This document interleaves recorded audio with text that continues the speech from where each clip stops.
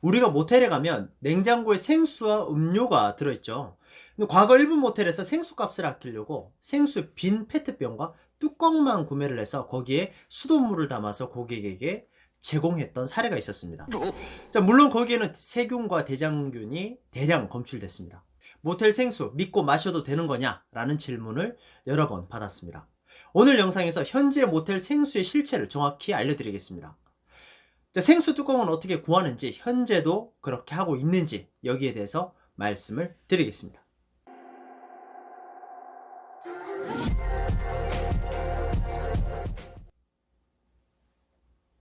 안녕하세요. 숙박TV 장준혁입니다. 반갑습니다.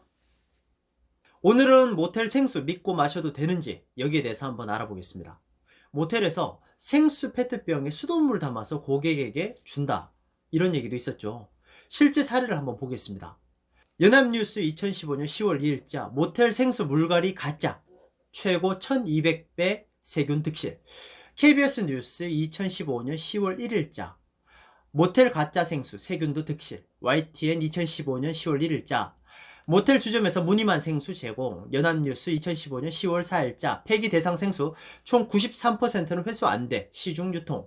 SBS 뉴스 2011년 2월 11일자 뚜껑만 바꿔 새것인 양 세균 득실 모텔 생수. 경향신문 2011년 2월 11일자 서울시 모텔 먹는 물 엉망 세균 기준치 110배도 라는 제목이었습니다. 10년 전부터 모텔 생수통에 수돗물을 담아서 고객에게 제공하다 적발된 사례가 적지 않습니다. 이런 기사를 접하면 지금도 이렇게 하고 있는 게 아닌지 불안할 따름인데요. 오늘은 여기에 대해서 한번 알아보겠습니다. 자, 보통 숙박업소는 비품업체를 통해서 거의 대부분의 비품과 소모품을 납품받습니다. 그래서 10년 넘게 숙박업소에 전문적으로 비품을 납품하시는 비품회사 사장님과 통화를 해봤습니다. 과거에 그런 사례가 진짜 있었는지, 지금도 생수병 뚜껑을 주문하면 받을 수 있는지 한번 물어봤습니다. 통화 내용을 한번 들어보시죠. 네, 여보세요. 예, 예, 사장님 안녕하세요. 뭐 좀 여쭤보려고 전화드렸는데요. 예, 그 숙박업소 비품 납품하시는 분이시잖아요. 예. 그 다름이 아니라 혹시 생수 뚜껑만 따로 저희가 좀 받을 수 있습니까? 요즘은 안 나와요, 요즘. 예전에는 그게 납품이 됐었죠.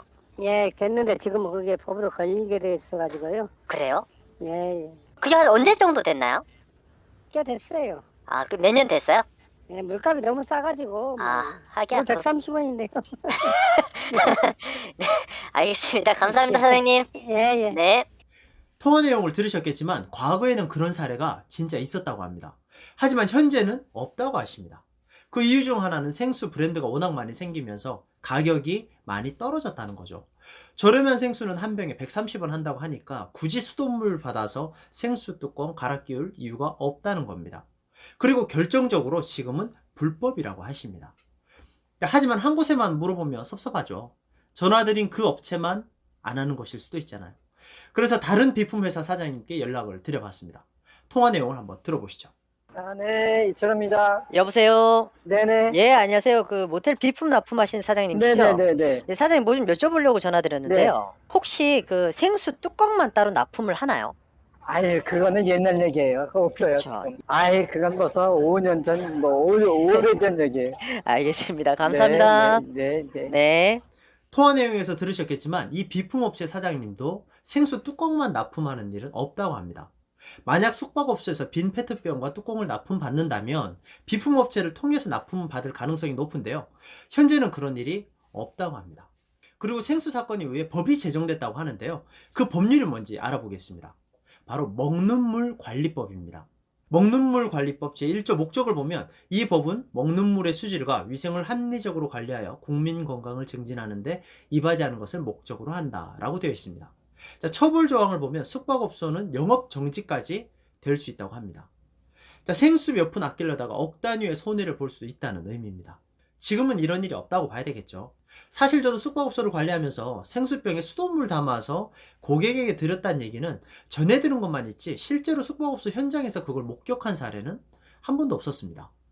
오늘 말씀드린 내용을 정리해보면 과거 생수병에 수돗물을 담아서 뚜껑만 새 걸로 교체해서 사용한 사례가 실제로 있었지만 현재는 생수 가격도 많이 떨어졌고 먹는 물 관리법 법률이 완비되어 있기 때문에 과거처럼 생수통에 수돗물 담아서 고객에게 드리는 일은 없다라고 이해하시면 되겠습니다.